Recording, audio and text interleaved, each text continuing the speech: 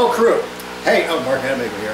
A little bit of a clip preview since the rough and tumble portion of things we're doing on ESP Roll 204. That's 204.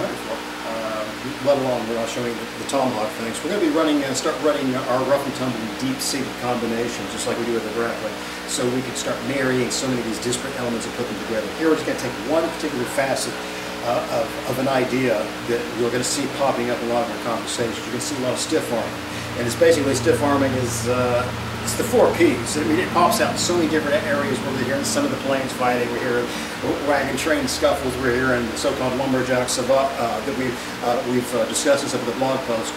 Don't think of it as savate. It's just like, again, that's just someone's vernacular. They're throwing on top of something they're kind of witnessing from afar and making their best guesses about it.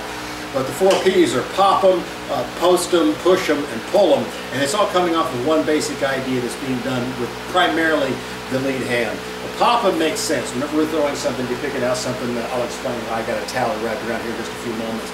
It's just that whenever you're stiff arming, you're just throwing, you put your pop in, and if we're doing our standard jabs, we're going to be throwing it, we bring everything back because your negative, your retraction just supports the positive. You're going to leave things hanging out there. But there are some aspects in rough and tumble where it's perfectly kind of acceptable to, and then kind of leave this trailing out here a little bit. But the first aspect, of course, when we're doing it, you've got your standard boxing striking down, it's just to pop them is exactly what it says. Put your shot in, you just popped them. If we're saying to post them, it means basically you're trying to keep some distance out of someone. I don't care if it's a shot, someone is prone to clinch, a little bit on the street, and we've got multiples, and we're trying to make sure we've got people standing off a little bit.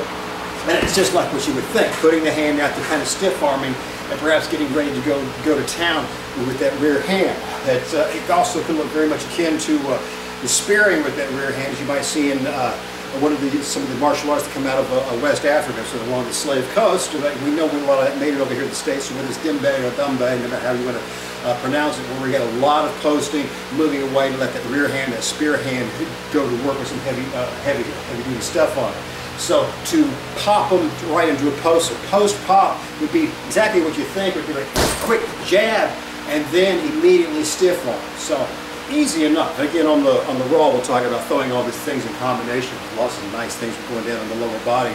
Just trying to explore what the 4 Ps are right here. So we got the pop, we got the post. If we're wanting to save our hands, we've busted our hands before in unarmed combat. We know this propensity to keep the fist closed and everything. Or if we're just wanting to immediately get some disengagement, we don't like the idea of scuffling too close with this person, getting right into that razor fight.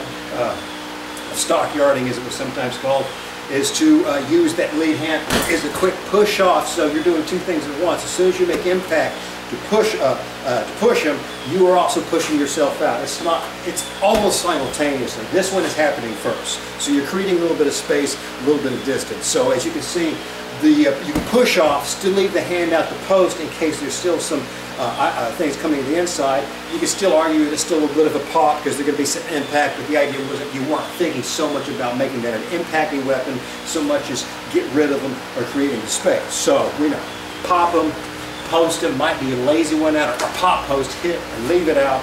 Or then again, we got the push them, which we can hit and leave it out, or right into push, but we know at the same time the difference in push them, you are also leaving at the same time. The others assume you might have just hit and stayed static. When you push them, we know you're going in this direction at the same time. It's trying to create that distance so these things are going in the opposite directions.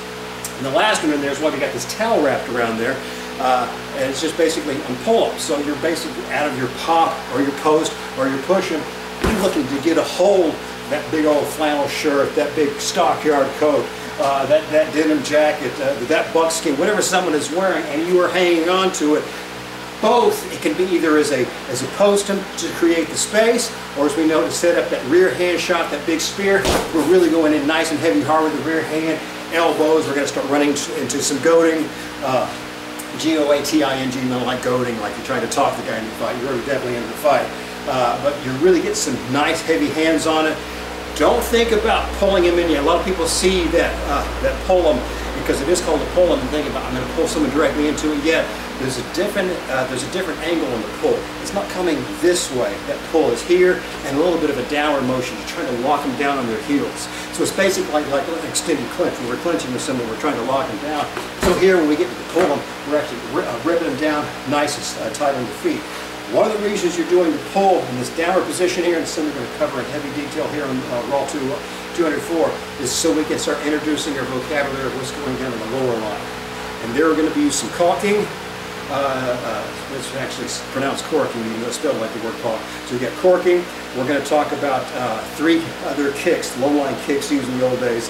One of which was called Markham or Barkham. Hurts like hell. And then you've got something called a spud. It's just evil square, particularly if you're wearing boots or just street shoes. These are all meant pretty much if you're wearing your heavy mining gear, your logging gear, and a horribly vicious, mean thing called a splitter. You combine all these things with the pop them, post them, push them, and pull them. You're cooking with evil, evil, evil gas. Anyway, all that and more on Raw 204.